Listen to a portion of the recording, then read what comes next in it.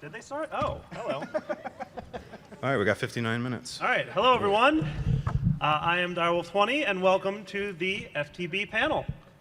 Hello.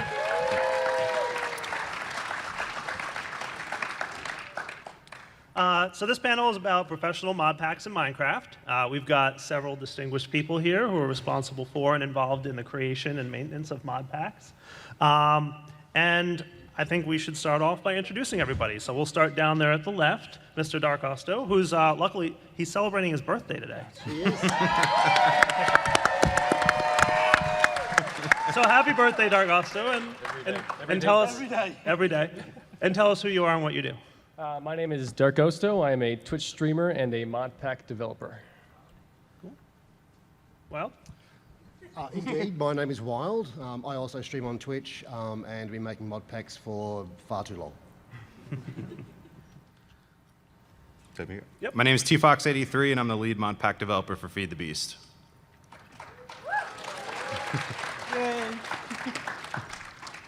My name's Slowpoke. I'm the founder of Feed the Beast.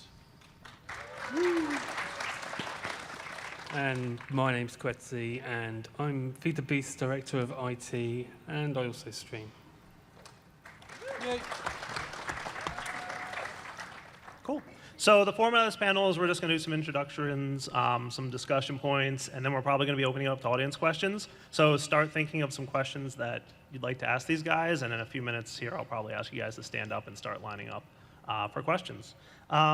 So before we really begin, I think we should start off with an introduction for those who may not be aware of what FTB is and what you guys are about. So show of hands first in the audience, who here has used either FTB or Curse or one of the packs that the FTB team has made? All right, very cool. Who hasn't? Who hasn't? All right. Like, almost everyone is lying. Yeah. So I'm going to turn it to Slowpoke to kind of give us a history of, what got FTB started and why was it created in the first place and how has it evolved over the years? So Feed the Beast basically started 4 or 5 years ago now. I've lost track of time, and it started off as a map that we distributed through the Minecraft forums. Reasonably popular, and people like Direwolf played it along with Nearby Gamer. Mm-hmm. And over time, we wanted to find a way to give access to that to more people, so the FTB launcher was created, and we distributed that, and a few more people played the map, and a few more people started to play the mod pack that came with the map, but without the map, and we just evolved over time from that into actually making mod packs more than maps these days, and now we have something like 100 to 150 people that work across the board on developing and producing mod packs when it comes to including the beta team and the different developers that we've got and artists and people like Quetzi who runs the servers in the background and stuff like that, and it's just evolved over the last 4 years. And how did you guys get into or get introduced to Feed the Beast? We'll start down the line. My first experience was basically when I was picking up just modded Minecraft in general. As the first things you do are kind of ask where to get those mod packs, where do you, which ones to pick up. So I went through and downloaded the FTB launcher, started looking through packs, playing through them just to get an idea of what's available. Cool. Yeah, I started back in 147 making my own pack with a bunch of friends, and that was fun, except we kept breaking the server, so I thought we'd actually try a pack. And went across to a pack, and there were some problems that I found with some of the configuration, some of the setup of them, and they weren't updated or whatever. And so I literally approached FTB and said, do you want a hand with some stuff? And it just rolled on from there pretty much. And you brought Dark Osto on as well, didn't you? Yep, yeah, true. Yeah, like Dark Osto joined us through Wild. He joined us on the panel. And since then he's been part of Feed the Beast. It was kind of cool. Actually, the funny story is that because T-Fox didn't make it that weekend, because T-Fox was not there, I took his place, and that's how I ended up being part of the whole experience that I've been through. So thanks. Yeah, no, you're welcome. Thanks for not showing up, T-Fox. Yeah. I started with FTB about 2.5, 3 years ago on the third-party team, and about almost 2 years ago joined the mod pack development team, and Yeah. I started playing FTB, if anybody knows. Yeah, move his hand Sorry. away. Yeah. If anybody remembers Feed the Beast Ultimate, that was the first pack that I played on the FTB launcher. It was before I was part of the team, but I spent a long time playing that pack. Still one of my most favorite mod packs on FTB. Q? Yeah. No, I think we all know where You Slow already was answered introduced to Slow. Feed the Beast. I actually started, I was watching Slow's stream of Dyer and Nearby playing the first Bedrock map. And then following from that, then playing the Pyramid map that we all know and love. Is that when he took 4 hours to find iron? Yeah, Yeah. yeah. And I ended up streaming that map as one of my first streams. And 16 hours into the stream, I realized that I was still streaming. And that's kind of, I stuck with that ever since. So that was really my introduction to Feed the Beast. And then somehow, How did you join the team? I don't know. I Neither just do I. got caught up. It's about a year ago. Yeah. Less than a year ago. Yeah. It just happened. It was found We great. just assumed that I was going to be there, I think, in the end. And that's kind of So what you're a happened. hanger-on technically? I'm basically, you need babysitting, Yeah, and that's that's my job. So I just kind of fell into it. So I think a lot of what spurned the generation of FTB was the need to make it easier for people to get mods that work together. Because earlier in the olden days of modding, and even still a little bit today, it's harder to get and find mods in the right place, download them from the right place, and get them installed and working together. So what are some recommendations you have for the people out there that maybe haven't used mod packs before, or parents of kids who want to use mods and they don't know how to install them because they don't know how to install them? Yeah, I mean, first off, is there anybody here who doesn't know how to install mods at all? Because I know we had some this morning. Yep. So there are a few, right? So, I mean, Feed the Beast is one option, but it's not the only option. If you do go onto Google and just type in mods in Minecraft, I'm sure you'll find various options. There's FTB. The main one at the moment is made by a company called Curse, the Curse client, which is being built to be extremely friendly with new people. On top of that, you've also got something called AT Launcher, which does something similar, and Technic, again, they do something similar. But what it boils down to now, if you're just getting into mods, what you kind of want to do is look for a program which will install the mods for you in packs that have been pre-made by other people, because that will make the process much simpler for you. So if you go into Google and look up Curse, for instance, and type in Minecraft client, it will take you to a download, and you can just download that. And in that, there'll be a little button that says Minecraft. If you click on that, you'll find thousands of mods and hundreds of mod packs that you can use very simply. It's almost like a case of using vanilla Minecraft. You just press on one button, and then it opens up the Minecraft launcher, as you all know, I'm sure, if you're playing vanilla. And from there, it will install a profile. You can just play it as normally, except this point, you'll have mods installed on top of the base game. So these days, it's a much simpler process than it used to be when we all started out, and we were doing copy and pasting. But they're kind of designed nowadays to make it so no matter what your level of expertise with computers, you're going to be able to play modded Minecraft as well as vanilla Minecraft. So the other thing I'll mention to add to that is you should use a client like the Curse client or AT Launcher or one of those more well-known clients. Unfortunately, there are unscrupulous people out there on the internet. I know it's surprising to hear, but they do exist. And they will download someone else's mod and rehost it themselves and maybe sometimes put malicious things in there. So definitely stick with something reliable like the Curse client that you can trust. Yeah, What's the that? big The thing with Minecraft the Curse ones. client is that your username and password from Minecraft, you don't put it into anything that they own. It goes into the vanilla launcher. Yep. So you know that your account's going to be secure as long as Mojang is secure. So So that's a big point, right? So just be careful where you download mods from. Curse is usually the most safe one, or the Minecraft forums themselves. yeah. Cool. Anybody else to add anything to that? No? All right. So one thing that I think everybody who's intimate with the modding scene is familiar with is 1.7.10 was maybe the golden age of modding, right? I think Yeah. everybody can kind of agree that that was probably one of the best modding scenes that we've had, and 1.10 is starting to catch up. So I'd like to hear from everybody here on the panel. What did you think of 1.7.10? Maybe like what were some of your favorite mod packs or some of the things that you worked on? And then maybe after that, we'll talk about maybe the future of what's coming. So what did you work on in 1.7.10, or what did you like about it?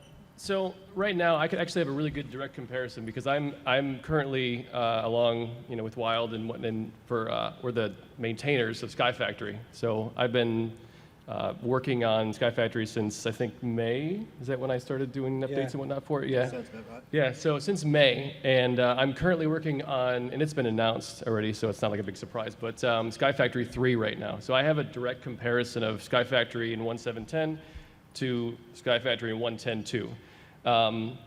I will say that right now there is a smaller percentage of mods compared to 1.7.10. I've probably had to have more custom mods created for things that just don't exist, some mechanics that are necessary because, a lot of the open, survival, regular world gen packs, those have a lot of what you need because basically it's vanilla plus.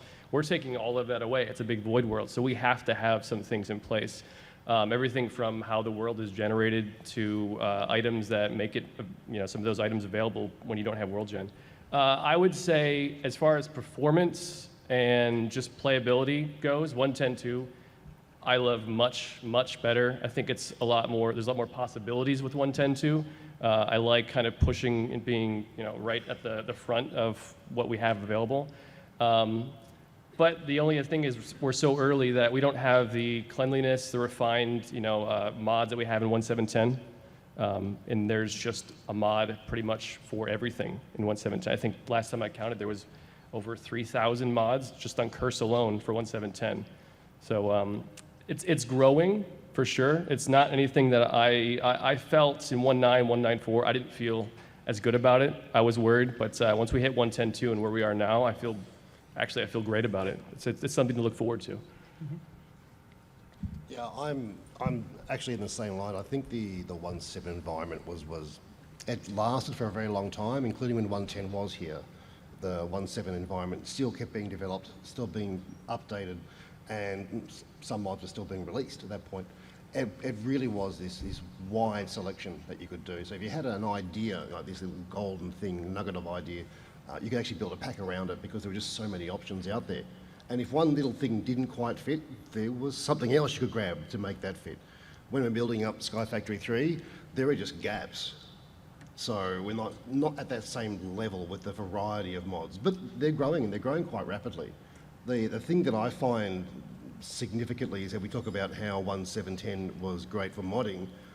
1.10 is great for vanilla. That's what I'm finding, and I may be one of the minority, but I think the combat changes are great. I think 1.10 brings enough in vanilla that alone is a significant step forward. The mods will take time to catch up to the same level because time is time. The mods will actually catch up. Once they do, I think it's going to be a significant platform. For people also like Wild and I, we both like to work and play hardcore packs, and I think that combat update is something that really fits extremely well. You have to think about what you're doing and you have to really plan. It's a great thing to have for people like us in the packs we make. I would say my favorite pack probably to make in 1.7.10 was Infinity Expert Mode.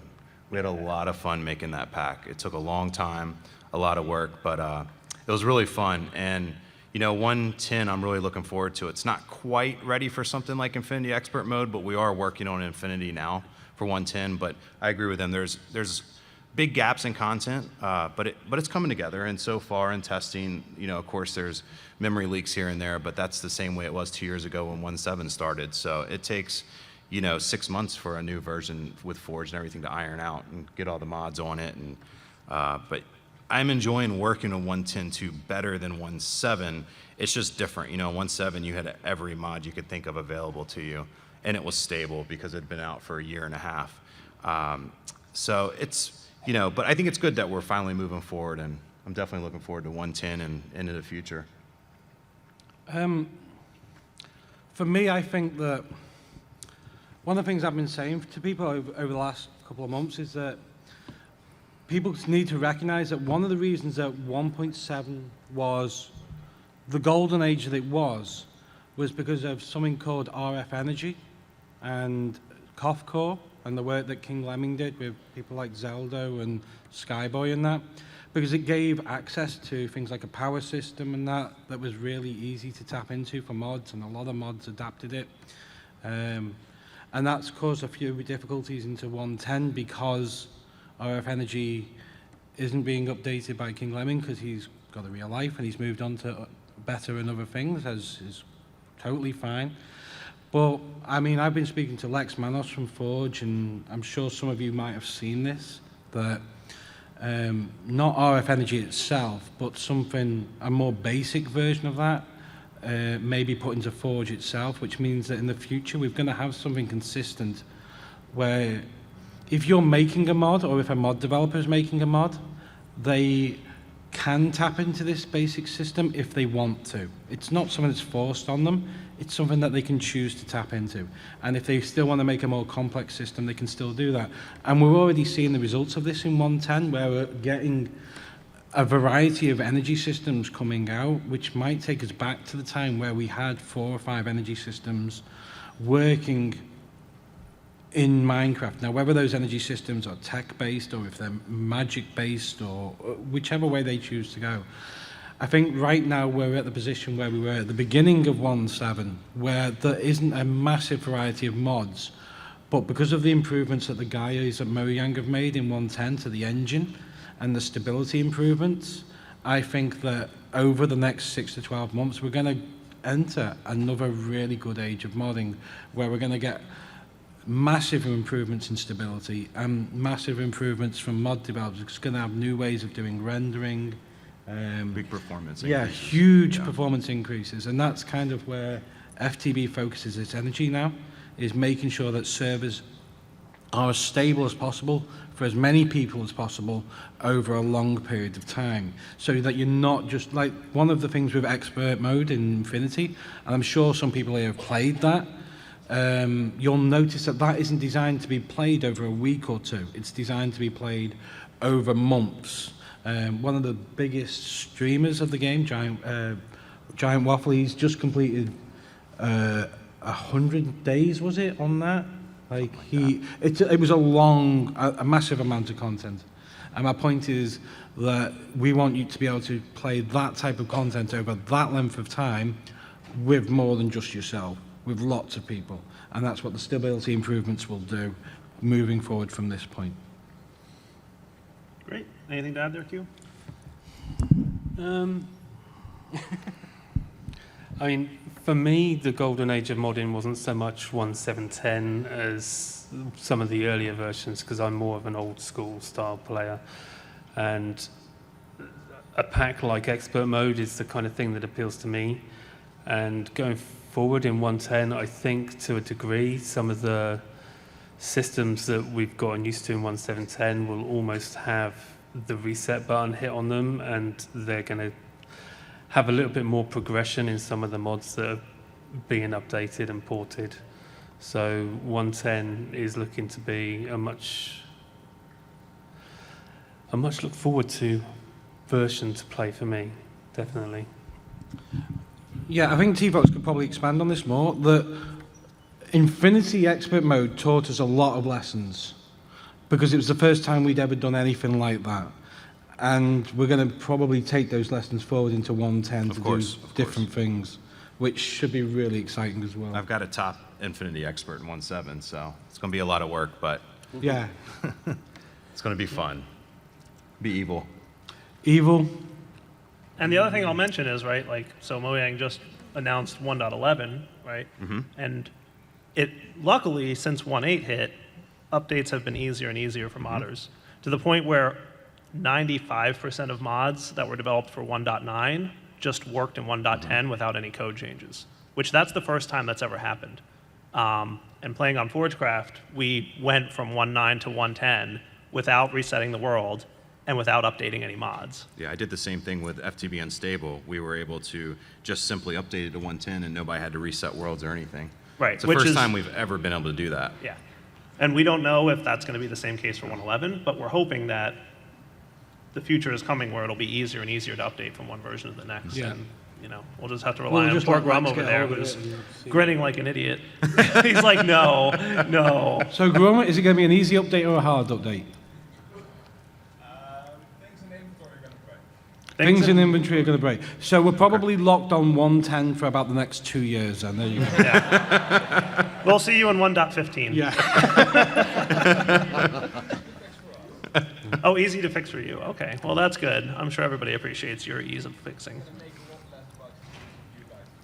That's good. Cool. In 1.15.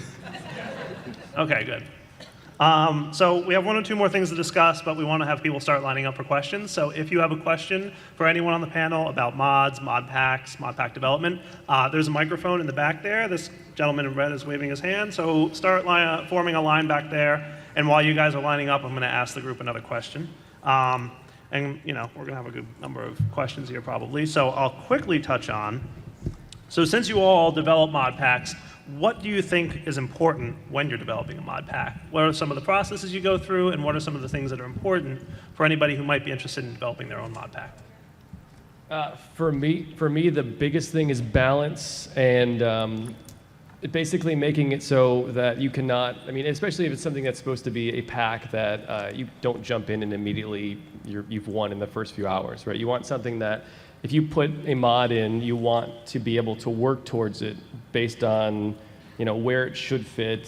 For instance, something that gives you a sword that's going to do insane amounts of damage. You want that to be something that you want to get later on, if at all. You don't want the game to feel like you've acquired something or you've built something that is going to take you and coast you through the rest of the game.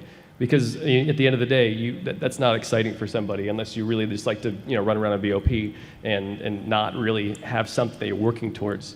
The other thing that is really important to me, and this comes from like a music background, is that phrasing. Essentially, how long it takes to get from point A to B to C, all the way through.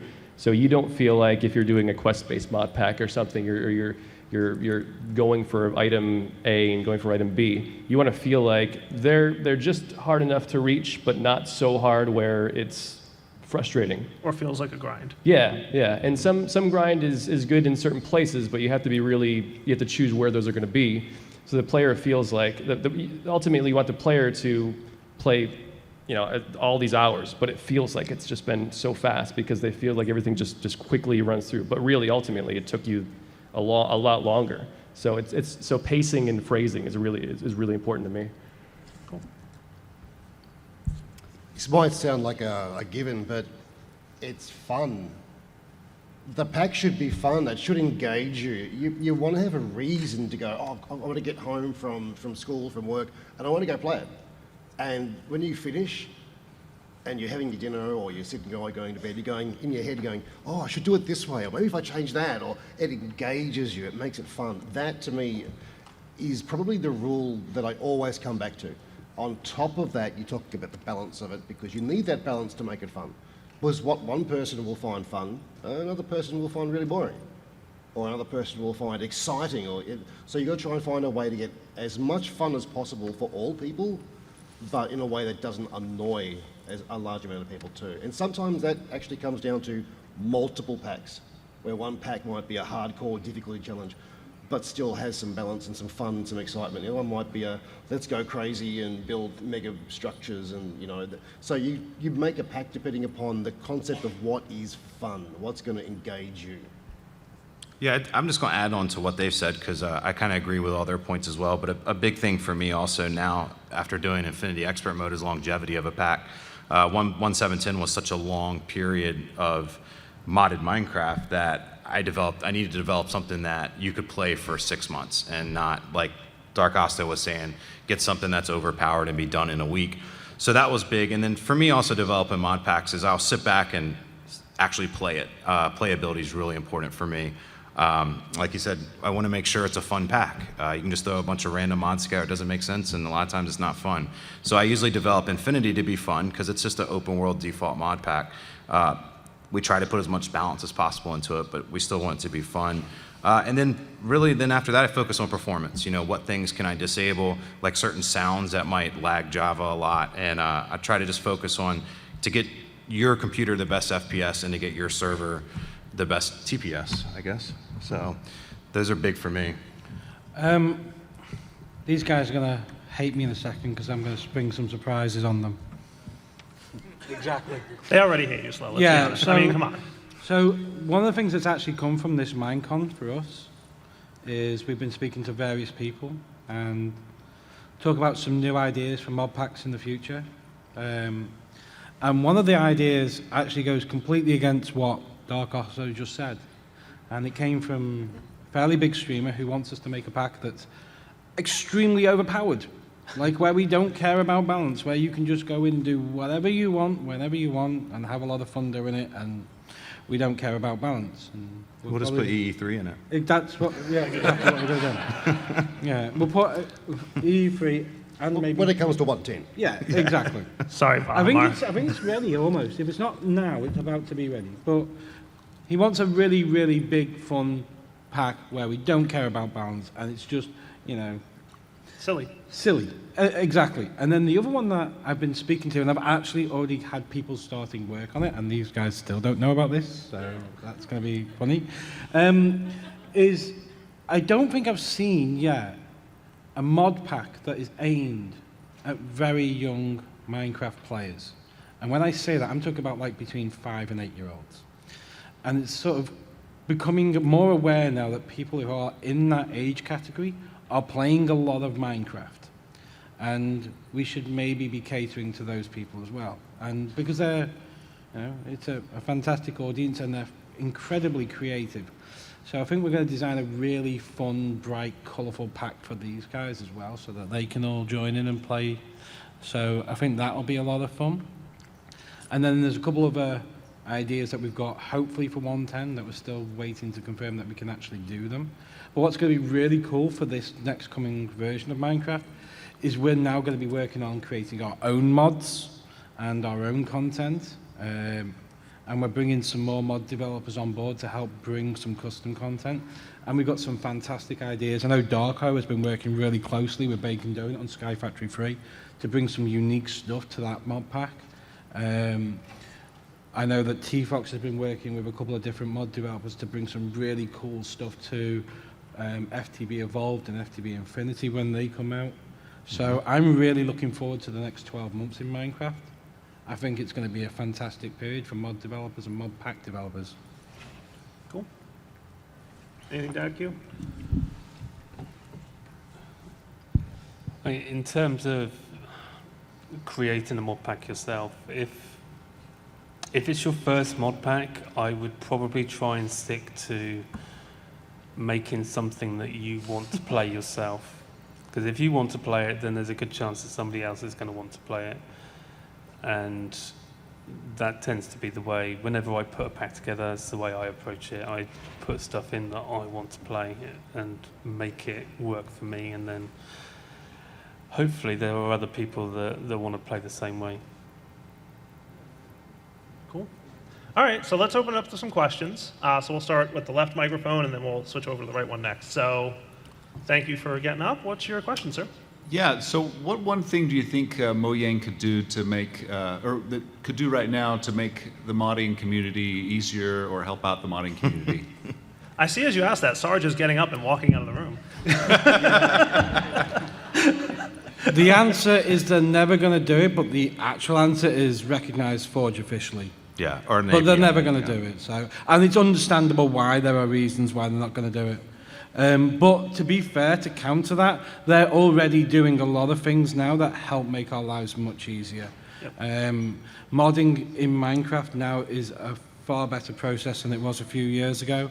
And we speak to the people at Mojang, and it's a fantastic experience. And like, it is already getting better. Yep. Like, it's really good. Yeah, I'll say that, Sarge, who just, had to go for something, he's worked closely with modders for a long time. He was literally hired by Mojang because of his working on mods and making mods possible in the beginning. So, I mean, there's a lot of behind-the-scenes communication to make things better, but, Cool. Good question, thanks. Over here on the right? Hey, so my friend, he manages a pack, and it's like become like one of the biggest 1.10 packs. It's like and it's a little pack called Insane for Tech, and we're trying to find more mods for it, more balanced mods. How do you find balanced mods? I mean, this is okay. Yeah. So this is a huge thing with a lot of mods, and then a lot of mods will do this off the bat or they won't. But a mod and its description in wherever you're finding it, the Minecraft forum or the curse page, is not necessarily going to tell you this. You're gonna have to download the mod and open it up and open the config file up, because even Project EE mods that are generally meant to, or they're thought of being overpowered, doesn't mean that you cannot balance them and make them work in your mod pack. I took Project E and I made it balanced in my own mod pack, which is, which was extremely difficult, but you can do it based on all of the tools you have available to you. You have Mine Tweaker, which is now Craft Tweaker. You have Mod Tweaker. You have access to changing recipes within machines from other mods. You can go in and even for instance, Simply Jetpacks had a wonderful config file. Wild and I had a discussion about this yesterday. You can change the first tier jetpack to be, to last 10 seconds, or you can have it last longer, the fuel requirements. Every mod, we hope that every mod is a great config file. So don't just take it by face value and say, this mod looks to be overpowered. Download it, open it up, see what the configs offer you, and you can make it be balanced for your own purposes. I would also say, there are other resources. Don't try to do it all yourself. Minecraft Forums has a section on mods. Reddit has a section on mods. The FTB Forums has a very, very active section on mods, and there's a lot of people who are talking about what they're actually working with there. Use those resources to your benefit. But also one other thing, and this is something I've said for a long time, I'm sure these guys will all agree. The skill in making mod packs is not what mods to put in, it's what mods to leave out. Don't think you need to keep adding to a mod pack when it's already good. If you've got a really good mod pack now, that means you're doing something right. That means you don't necessarily need to keep adding new content to it. If you've got a good formula, stick to it. I think that's good advice. Thank you for your question. Thank you. All right, so in a mod pack, is there like any mod pack or mod that you can't play without? Like for me, it's Applied Energistics 2, so. You'll have to now. Yeah. Sorry. This comes down to that whole old question, which is your favourite mod? And it really comes down to not really what is one mod you can't do without, it's what individual function can't you do without. And basically there's about, 12 different functions. Like there's inventory control, there's, what used to be NEI is now JEI, to be able to look through recipes. All these little individual, little groups of functions. I don't think there's really one that I can't do without, and there's been quite a few mod packs I've built just for fun or as an experiment where I've gone, let's not do these normal things, like let's make a pack and not put in tinkers. Yeah. Get off the stage. It is possible. It is possible. So, and I think it's actually important for us as just people who enjoy the game to do that. Or even if that's in the pack, don't use it. Find a different way of doing it. Explore what's possible. Otherwise, we get blinkered and stuck into this, oh my God, I have to have this mod and it hasn't been updated and I'm stressing out. It's a game. Go and enjoy it. Go and find a different way of doing it. And I think we're seeing a lot of new mods showing up in 1.10 that are different from what existed in 1.7. So it's refreshing to see, not the same old mods that people have seen every version, right? We're seeing some new stuff show up, so that's pretty cool too. So I think the only default mod that we put in every single pack is an inventory management mod. So if you've got used to inventory tweaks from 1.7, there's different versions coming up in 1.10, but I think that's the only thing that we say. NEI or JEI? NEI, yeah. Or Yeah. JEI, we now. need some way to look up recipes. Mouse That's tweaks. it. Mouse tweaks. Oh, mouse tweaks. Once Mouse you tweaks. start using mouse tweaks, you will never want a game without Can you it. tell T-Fox that? He like. It's going to be in the 110 packs. I've never tried it. There was bugs in 1.7, that's why I didn't use it. There we go. Yeah. Mouse Tweaks is one of those mods that if you've never used it and somebody just happens to put it in a pack or you manage to put it in there, it's a mod that once you see what it does, you will want to put it in every pack that you use. It doesn't add any content, it's just convenience in its highest form. It's a wonderful mod. Cool. I'll write that down. Next question. What is some mod you should never put in a mod pack? Dirt to diamonds.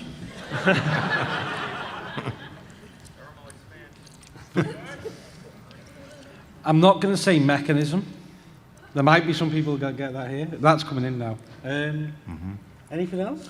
I mean, you know, as long as I get it from Curse or from the Minecraft forums, I mean, I'll open it up, I'll give it a shot and see, and you know, I keep politics out of everything with mods, so if it's a good mod and it's a good fit in what I'm developing, I'll use it. So there's really I don't look for anything, you know, no reason not to try it, basically. I mean, unless, like you said, Dirt to Diamonds, that just doesn't make sense. Dirt to Diamonds is about the only thing. Yeah, But that can be in your overpowered mod pack. Yeah, I mean, no, even well, that no, would be a it's bit got silly. AE3. Isn't that what that is? Yeah, that's Dirt to Diamonds. Just a lot of dirt. Yeah. Here's a real answer to that question. Like, there's, is it Tree Capitator, the one that... Yeah. No, so here's a real answer. If you're putting in something like Tree Capitator, which is a great mod, works really well, but it's duplicating the functionality of an item that you would get later on in the game. Like in Tinkers or something. Like in Tinker's Construct or something like that. Don't do that, because what you're doing is diminishing the mod, the balance of your mod later on the mod pack. So that's the real answer. Yep. Cool. Thank you. Next question. Thank you. Direwolf, I've heard that you review mods. Is that correct? Yes. So how many mods have you reviewed as a total? Wow. Oh, man. 7. Let me get on Google real quick. Hold on. That's a good question. You should don't find know. that answer. I mean, it's got to be in the hundreds, right? Oh, yeah, Yeah. it must Oh, be yeah. 500 plus, I would think. Yeah. And there's more coming. There's going to be, now that 110 mods are starting to stabilize, so a lot of mod developers have come to me and said, I don't want you to do the mod spotlight yet because my mod's not stable or it's not ready for public consumption. But now that that's starting to happen, like over the past week, I've had like 5 mod developers say, like, can you do a mod spotlight? And I'm like, yeah, maybe when I get back from MINECON. So, yep, lots. Cool. Thank you. And will you be doing a meet and greet after this? Yes, so there will be a meet and greet probably out in the hallway as long as we don't get yelled at and told not to. So yeah, anybody who does want to say hi or meet and greet, et cetera, we'll be right out in the hallway after this. Okay. Cool, thanks. How long does it take to make a Direwolf 20 pack? I don't know, ask the 30 people minutes. who do it. About 30 minutes. Yeah, about before lunchtime, generally. Wow. He's very simple, and he wants everything. I mean, phrasing. He wants a very default mod pack. He wants to play the mod pack as the mod developer intended the mod to be played. Right. So he doesn't like when we disable things from the mod unless it's for performance reasons or something along those lines. So he just wants a default. So when we grab his pack, we throw everything together. If it launches, then we start testing. Yeah. And then we send it to him. He's really happy, and that's it. It usually takes about 2 hours, but then we got the Curse client, and that's fantastic. It's like 15 minutes. Yeah, it's yeah. great. Yeah. But we don't tell him that. No, I know that. Well, because my mod pack, I intend for people to learn the mods, right? So if I make major drastic changes to the way the mods work, people are going to use my pack, and then they're going to go to another pack and be like, it's not how Dyer showed me it worked. It's not. What? He lied. And so I want people to learn the mods through my pack. So that's why they're in the default mode. A lot of testing goes into his pack, though. It's building the pack is a very, very small. It's 5% of the process, and then the other 95% is testing for stability. And another big thing is all the cross mod stuff. Like, will this pipe crash when you hook it to this machine from a different mod? Right. Those are the crashes the mod developers don't get on their own because they're generally testing their mod in their own environment. But Or when even you start, something as simple as a recipe conflict, Right, Like exactly, two yep. items from different mods have the same recipe, and that is easy to miss. so that takes, I would say, usually from the start, when he gives me a list saying, hey, this is what I want in my pack, it's about a 1-month process before you guys will have it on the launcher. Right. Thank you. You answered both of my questions with that. Cool. Thank you. Hi, I'm a really big mod fan, and I have 2 questions for Feed the Beast. Number 1, are you still gonna make packs for 1.7.10? No. No. Okay, then that answers my second. Sorry. No, to be fair, it's not that 1.7.10 is bad. It's just that we kind of understand that part of Feed the Beast's responsibility is to help move mods forward. Oh, actually, Because, I and that's just why. thought another one. Yeah, go on. Okay. I have a different style of mod pack. What about like a mod pack where its like sole purpose is to like have crazy amounts of fun, like maybe put lucky blocks in there, or maybe put like insane fun mods like that. So that's what I was saying before, that we've been asked to make a pack that's just generally completely overpowered and ridiculous and silly. And Lucky Blocks is one of those mods that would probably fit right in there because it's completely overpowered and ridiculous and silly. So, yeah. Cool. Thank you very much. Cool. Over here. So firstly, applied energistics is being updated, so you won't have to wait for that very long. Cool. I'm hoping. Secondly, mechanism is awesome.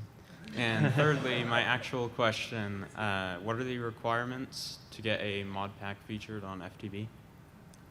On FTB? You can't. I mean, you mean a mod or a mod pack? Mod pack. That Curse handles the featuring of mod packs. That's not Feed the Beast. Yeah. Are you talking about on the FTB launcher? Yeah. I'm not sure if they still do it anymore because we're deprecating our launcher in the near future and we're putting all of our stuff onto the Curse client. It's just something that we've been working towards for the last couple of years. I mean, Feed the Beast, and some people might wonder why, but Feed the Beast originated as a mod pack developer. And we only put out the client just to make things easier for everybody else. And we don't have the facilities, and we certainly didn't used to have the facilities to just keep plowing development into it. And Curse came along, and they do have those facilities to do that. I will tell you this, though, that Curse is really, really good for featuring new mod packs as well. Like, you're not stuck to just the Feed the Beast client. So as far as your answer goes, I don't think we're actually featuring any more new ones, but I can check and I'll tweet it out and let you know if that is wrong. I'd have to ask Watchful, who's the guy who runs the third-party system. I think we do. We do feature a pack in our newsletter, I think on a monthly basis or 2 monthly basis. So yeah. And that's basically just chosen by Watchful. Yeah. Cool. Thank you. What is your opinion on the Technic launcher, and is it still viable? What's that? The who now? Let me answer your question honestly. Like, there used to be a problem between Feed the Beast and Technic because we had different philosophies in mods. That problem doesn't exist anymore, and it hasn't done for a long time. The Technic launcher or the Technic team now, to my best knowledge, they don't really even compete with Feed the Beast anymore because they are primarily a launcher and they're not a mod pack development team anymore. And their main focus these days is the distribution of third-party mod packs. The difference between the way that they do it and the way that we do it is when it comes to the mod packs, all the mod packs on the Technic launcher are basically hosted on servers that are controlled by the people who make the mod packs. And on the Feed the Beast launcher, all of the mod packs that are distributed through the Feed the Beast launcher are hosted on our servers. So we can check every single one of them to make sure that the integrity is good and the mods are safe. It's just a different way of doing things. I wouldn't advise you to use it. I wouldn't advise you to not use it because I don't spend a lot of time anymore looking at what they do. And it's the same for the AET launcher. I don't spend a huge amount of time looking at what they do either because we have our way of doing it. And that's the way we've always done it. It's the way we will always do it, is to make sure that the people who are getting mod packs, we want to know that what you're getting has been checked by people who know what they're doing and that that content is safe. So that's the real answer. Cool. Next. Is there any plans for adding support for like light loader or other custom tweakers into Curse or FTB? Yeah, I'm pretty sure that they already do, don't they? Light loader? Yeah, it's just a jar. You just drop it in your mods folder, correct? Yeah. And for the featured packs, there's going to be a process soon where people can apply their packs to be featured. Okay. Okay. For those that didn't hear you, that was one of the guys from Curse. So what he was basically saying is light loader support is basically already there. You can load it through the jar. And somebody asked before about featured packs, and they're working on that process now. Yeah, so it'll be an application process. You'll be able to apply for it, basically. So you can apply. Mm-hmm. Cool, thanks. Thanks. All right. So with the increasing amount of mods that kind of integrate into vanilla Minecraft, like horses and the different new animals and the new mechanics and new blocks, do you ever think that some of your mod packs will become obsolete? Never. We're the people, like, I'm not going to diss Mojang, but it's very, very hard to find a piece of content that they add that wasn't already added in by a mod. And no matter how good they are, they're a team of, I don't know how many's working on Java now. Is it 10 people or something like that? I don't know. Oh, sorry. All right. 5 people. So they're 5 people. The mod development world is thousands of people. There's no way they could even remotely try to keep up with the mod development world. We'll always be ahead of them on Can't stuff say like I've seen that. polar bears. I can't say I've seen cursed enchantments either, which is what they... Is that unique, I think, maybe? Yeah, exactly. You've never played a mod in your life, have you? Never. No, I'm not even remotely worried. I think at the end of the day, you can play vanilla, and modders or people who are aspiring modders are going to play vanilla, and it's nothing against Mojang or any other game that people mod. People are always going to play those games, and something isn't going to work the way they'd like it to, and they're going to make a mod to do that. Something is missing in their opinion, or something is needing to be tweaked, and there's that many people out there that just want to add that. So any game that has small, big, medium budget, whatever, have more people, less people, there's always somebody out there who wants to add something. So I don't think that it's ever going to be obsolete for any game. All right. Yep. And also, one more thing. Do you ever have like fun glitches that you think are so like hilarious or fun that you would keep them in the game or even make them part of the mod? We find a lot of glitches. Some of them are kind of fun, but I try to get rid of all of them if possible. Yeah. There's some that are just in mode, in the vanilla Minecraft that unfortunately we can't really do much about, but we try not to advertise them, obviously. I mean, The most fun glitch we ever had, they took out the game themselves, and that was when you used to have the minecarts. If anybody remembers old Minecraft, and we used to have the booster tracks with the minecarts, Oh, you'd the stack booster tons tracks, of them on yes. top of each other, Yeah. and then you could shoot them off. That was the most fun thing. I'm sorry, Grum, I know you're like, but it was true. Everybody loved that, and then you just went and took our toys away.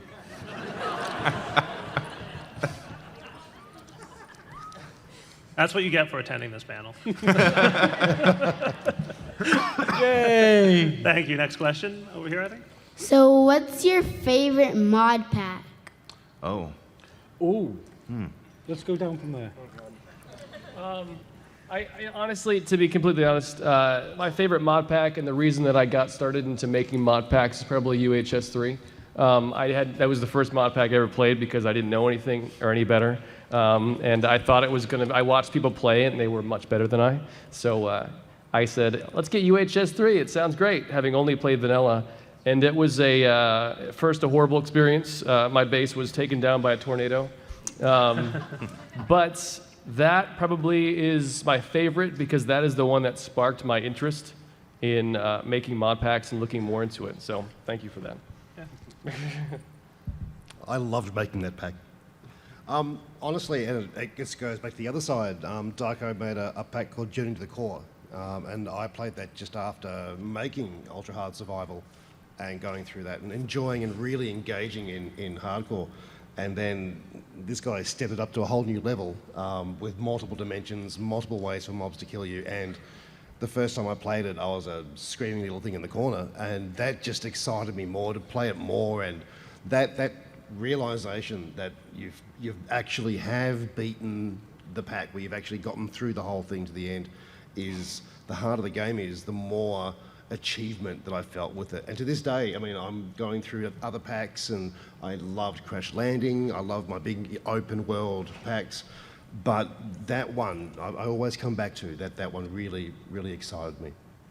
I would say for me, it was probably in 1.4, Feed the Beast Ultimate was my favorite pack. That was really when I first got heavily into playing mod packs, and I discovered Feed the Beast. And I remember being able to start a world and playing for 3 or 4 months on that world and not getting bored, where, a lot of stuff in 1.2 was all based around EE2, and it was a great mod, but I like to have a challenge, kind of. longevity in E2, you could, be pretty much in game in a few hours, it seemed like. So that is where I loved Ultimate. So by far, it's probably my favorite pack as a player. I'm going to answer too. Yeah. If I'm allowed to. Go on. If it's anything think, that says direwolf in the name, then it's not. Cool. It was Infinity Evolved Expert Skyblock was my personal favorite. I thought I like automation, and pretty much everything in that pack was you need to automate it, because if you don't, you'll spend hours doing it. Well, good. So, Do you want to be a consultant on the next one? No. Okay. Maybe. We'll see. I'll beta test it. Okay. Fair enough.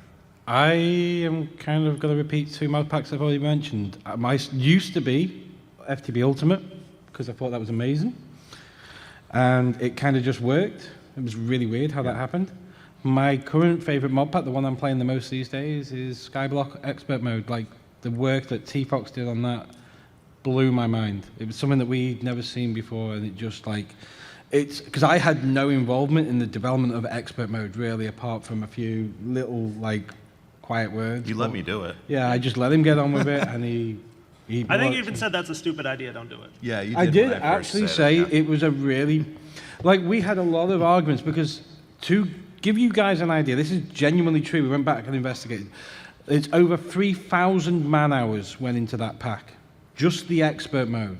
When you take into account the development and the beta testing, and that's a massive commitment of time from our point of view into one pack that was a completely new concept, and we had no idea if anybody would play it. Yeah. But it worked, and that's not really the point, though. The point is it was a really, really good mod pack that was a lot of fun to play over a long period of time. I've never played a mod pack where getting a bucket was an achievement, and it felt like an achievement. And that did that, so that's my favorite. I spent a lot of hours on that pack, and I had planned to play it again at some Awesome. point. That's good to hear. I'm So, glad. yeah. It was worth all the development then. My personal favourite is one that I go back to on a fairly regular basis and play, which is the original Insanity SSP map. FTB and pack. Insanity, yeah. FTB Insanity. That one. The pyramid one? Yeah. Yeah. He goes and plays it every year. Every I'm playing year. it right now. Yeah. I No, know. he's playing the I just multiplayer. finished it. Oh, yeah. Yeah. And then He you started your soloed the series. multiplayer It's, for fun. yeah, I just can't get enough of it. Cool. Thank you for your question. That was a good one. Over here, I believe, is next. How long do you think a mod pack with all of the mods that in existence would take to load? It wouldn't. It wouldn't. Yeah, there's no way. It just wouldn't. And is there any plans to add huge mods like Ore Spawn into any mod packs? Which mod? Ore Spawn. I don't even know which mod that is. Have you seen it? What is it called? I don't know. Or spawn. Or spawn. I don't. Probably in the fun pack. They could go into the fun pack. Yeah. I don't even know what it is. Cool. Thank you. It's spawning chance cubes. Oh, right. Yeah. Oh, right, okay. But No. you don't know what it is. It won't be an infinity. No, no. So first off, I have a suggestion for a mod. So this is a mod idea I've had for a really long time, and I've kind of struggled to get it out there.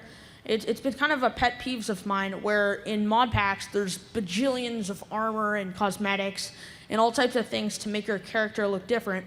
But some armors, like maybe you get to the top tier armor and I don't know, you don't like how it looks, so you want to change how it looks. My idea was basically sort of like in Terraria, where if you have a cosmetics thing, like instead an armor equip section in your inventory as well as a cosmetic section. Have you played World of Warcraft? No, I have not. You're asking for something called transmogrify, where I can take one armor and turn it into something different on the cosmetic level? No. What then? But like, very similar to that idea. My idea is basically maybe you'd have in your inventory, you would be wearing a iron helmet, but Yeah. you would also be wearing a I don't know, leather helmet, but it would look like you're wearing the leather helmet. So one gives you the effect and the other gives you the cosmetic? Yes. Yeah. Great idea. Is there any mod developers here? There you go. That mod does exist. Does it? I don't know if it's been updated to 110, but that mod does exist. That's we'll have a look, see if we can find it. It's a good idea. Thank you. Cool. Over here. I was, now I'm blanking. Don't worry, it happens every time. It'll come. I'm actually between mod packs right now, so I'm looking for suggestions on mod packs. Something very techy, and I hate magic. So, no magic. Fair enough. I don't know off the top of my head. Tech-based. Well, okay, so, Well- I mean, honestly, Infinity, FTB Infinity, Expert Mode or just normal mode is a great, mod pack for that. Sky Factory is also a great pack. It has magic mods in it, but it's not, I mean, every mod in that mod pack, we've talked about this plenty of times, you don't have to do, they're not required. You can choose to do only a tech route. I mean, because Sky Factory was built upon Bacon Donut, who's a big tech mod person. So that's basically what the mod pack is always really centered around. So Sky Factory and FTB Infinity are two great packs. I think are great for that. Yeah, we used to do, back a couple years ago, we would do a tech pack and a magic pack, and then we would do a big kitchen sink pack like Infinity. And honestly, the amount of downloads compared to what Infinity gets, it really wasn't worth their time to do the separate packs. And now the performance is so much better. You might as well just load up a larger pack and ignore the magic stuff if you want to play with the tech stuff. And then if you want to play on a server with your friends and they want to do magic, you guys can play together. So that's how we look at it as on the development side. One of the specific things we actually tested for in Infinity Expert Mode was that you could complete the tech path and the magic path independently of each Separately. other. Like, it's, you do not have Except to for touch. the very weird items we added last Yeah. moment, the real creative stuff. But The very, very end goal items, you would need to do both. But for 95% of that mod pack, you don't need to touch magic at all. Well, what I was thinking is, for example, Thumbcraft has Taint. I haven't played it in so long, I don't know if it exists anymore. So something that will hinder my progress, that forces me to go into magic. Well, the Sky Factory would do not Sky Factory. Yeah, Sky Factory would do that because it doesn't have any taint. Well, yeah, any pack that I make or work on, I turn taint spread off. yeah, Doesn't we mean do the that you're same gonna thing have- on all the FTB packs Yeah, as well. doesn't mean you might have the biome, but it's strictly stuck to that biome, and that's all you're going to see from us. It's great. I don't know if these guys remember. It's really funny when Formcraft first updated to 1.7, I think it was, and we were on the Forgecraft server testing it, and Taint. Oh, it was 189. I was, Was it on it too. 189? It Yeah, ate so up the whole Everybody world. came to my base to say, Yeah. oh, I want to check out Phonecraft. And then all of a sudden it was just like purple everywhere. It got, because it was an exponential growth, wasn't it? So, Yeah. like, we were getting the dust, about 10 of us, in creative mode to try and limit it. And there's people here who obviously saw it. It was spreading so fast that we literally could not keep on top of it. Well, there was a bug in that Taint would go up and it was supposed to come down when Taint effects happened, but he forgot to do the subtraction, so Taint just stayed at the max level forever. And so like there was just constant effects all around Point my base. being, I'm with you on Taint. Like, Point being, I need a mod that keeps these people away from my base. I need a security mod, please. FTB utilities. Yeah. So I think we might have one more quick question. We have 3 minutes left, and it's probably going to be 2 minutes in a second. So over here on the right, I believe. Hey, wow, that worked out pretty well for me, I guess. Cool. One more. So just recently we heard the announcement of Minecraft add-ons. From the modder's perspective, how do you think that'll affect you? What's your opinion on it? An official statement on Minecraft add-ons?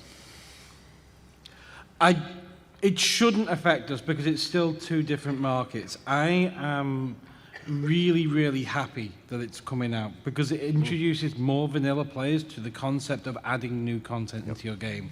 And I think that, as far as we're concerned, it can only be a good thing. I'm really interested to sit down and take a closer look at it to see if it's something that we can get involved in. I don't know if that's the case yet. It's far too early to say. But yeah, anything that adds new content and is endorsed by Mojang is only a good thing because it introduces people to that new idea of that you're not restricted to just what comes in the launch of vanilla. Yep. No, I totally agree. Yeah, I do too. Yeah, so Thank it's a you. good thing. Okay. Yep. Cool. So 18 seconds. We have 17 seconds left.